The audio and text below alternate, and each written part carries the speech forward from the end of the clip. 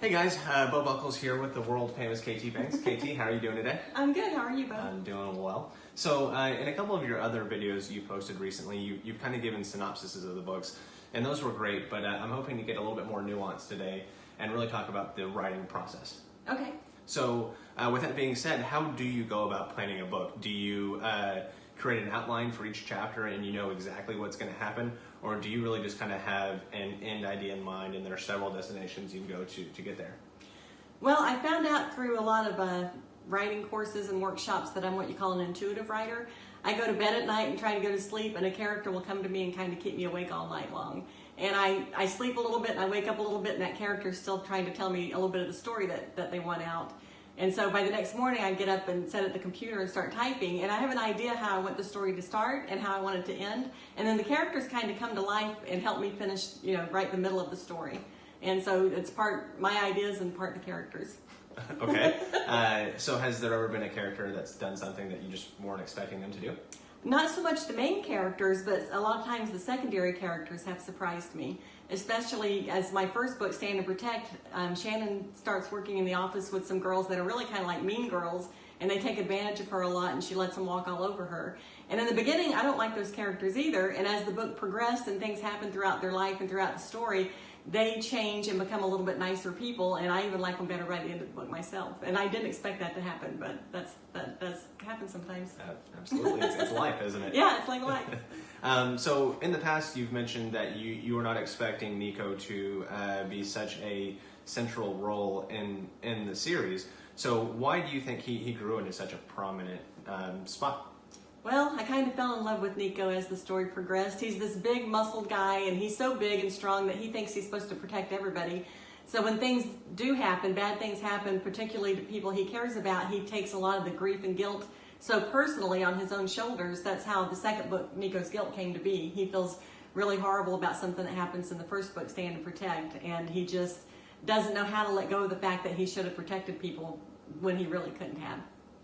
So one of my favorite things when I'm reading is just to see character growth and character depth, really.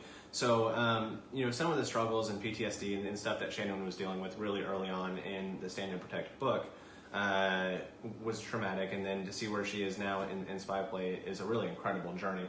So who are some of the other characters that you think have grown the most?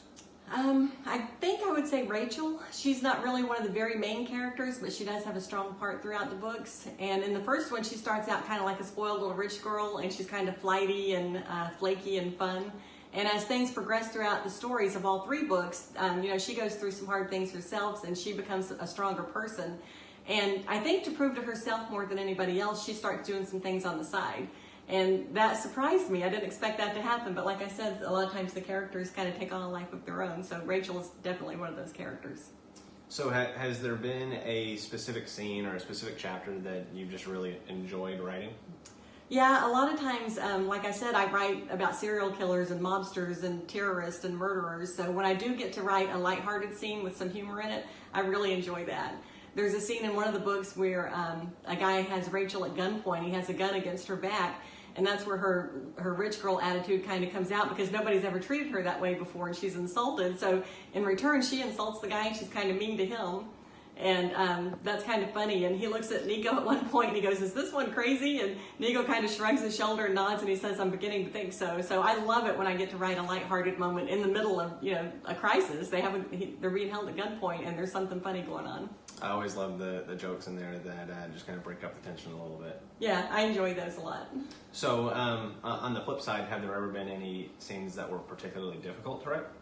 Yeah, sometimes when I'm writing about the bad guys, and I have to make them as bad as I can because it gets the story where it needs to go. And they do some really vile and horrible stuff, and that is hard for me to write. It's really difficult to go into the mind of somebody that awful.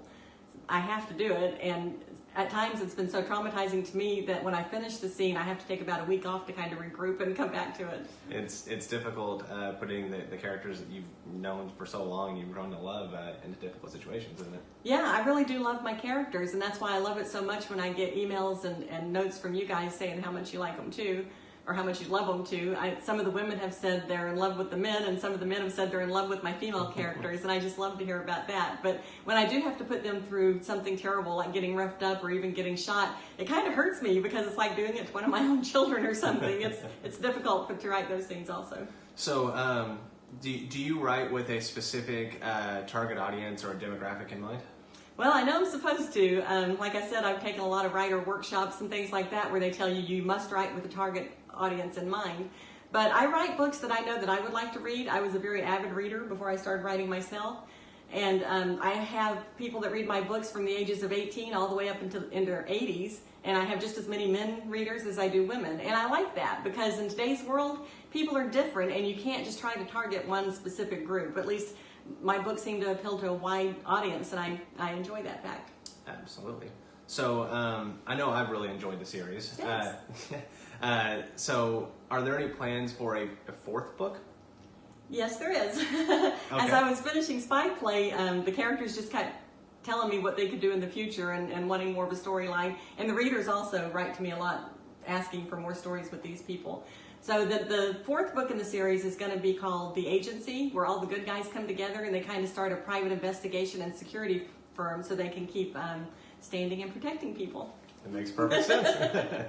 So is that the current project you were working on? No, actually, I have a working project that is a standalone book. It doesn't have anything to do with the Stand and Protect series. This one is a real hardcore thriller. There's going to be some shocking things happen in this book. It starts out because there's a lot of jealousy and secrets in this book, and it makes the people do the bad things that they're going to do.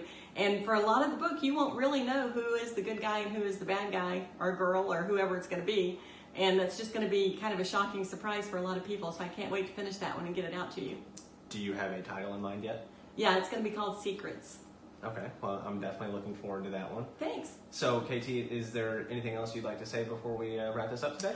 Well, I want to say a big thank you for all the love and support that everybody has given me. I'm so appreciative for all my readers, and I love it when you contact me and tell me what you like about the stories and what you'd like to see in the future. And I get emails, I get notices through social networking. I'm on Facebook a lot, and people actually PM me a lot and tell me what they really love about the stories, and that just makes my day. I love that. So thank you very much. Well, I really appreciate it, KT. Thank you. You have a great day. Thanks, you too.